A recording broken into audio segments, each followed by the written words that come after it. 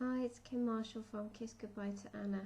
I just wanted to share with you something this week, and came about because I was looking at some support groups on Facebook, recovery for anorexia and other eating disorders. And one of the sort of a common post was about the fear of seeking help or sharing it with family, friends, etc. Because obviously, when you do that, you feel a lack of control. You feel that once you let somebody know that you're struggling with this, then they're either going to make you want to eat more, gain weight. They're going to be kind of constantly monitoring what you're doing. And let's face it, anorexia and other eating disorders are quite secretive. So that goes against every grain, to do that, to let somebody else in. And just going back to the control element, we feel that we are in control, and we don't want to give that up at all. And I have to say that if you want to believe that, then that's fine. And to be fair, I was in denial about that for a long time. But then I came to realise that actually all the time that I had anorexia, it felt like I had an angel on one shoulder and a devil on this shoulder.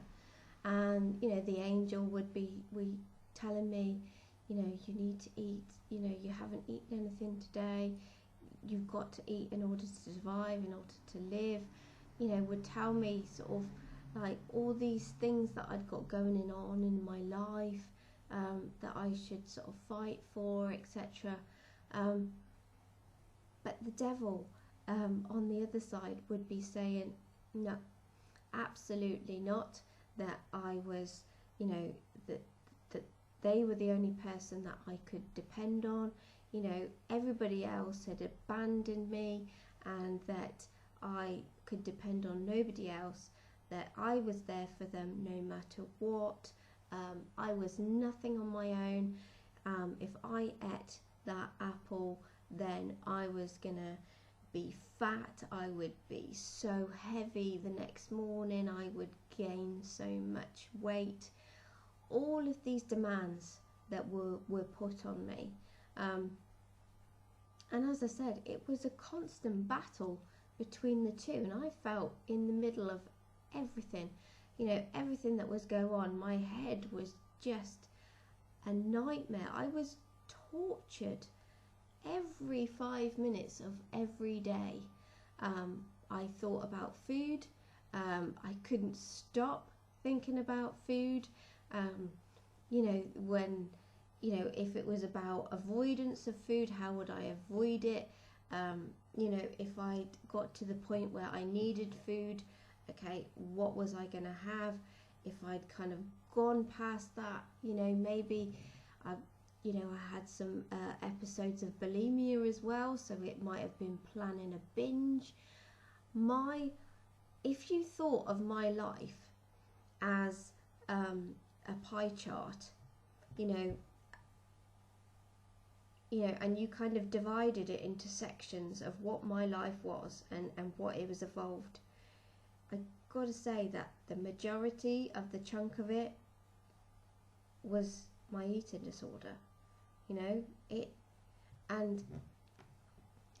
if you think that's right, and if you think that is you being in control with all the battle going on, the fact that your life is around, so much, probably 90%, something like that, maybe more,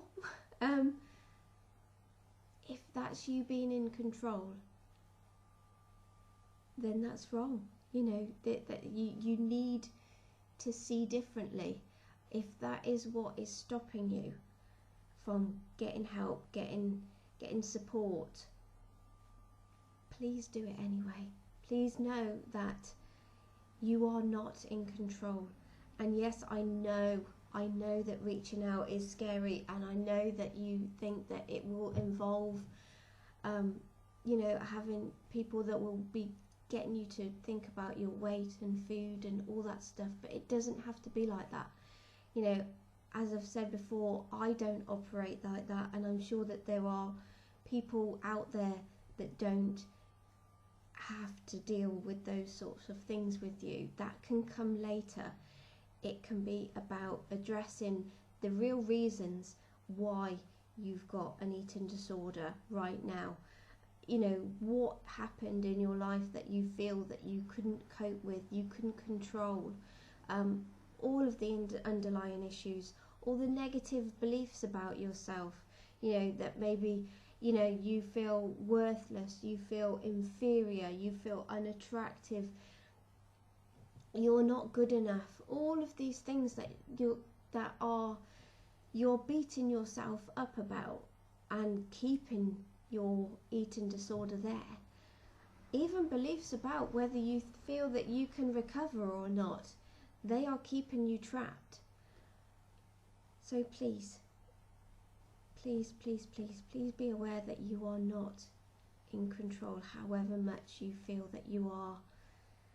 And I'm sorry if that upsets you, or kind of you don't want to hear it. I get that, really, really do.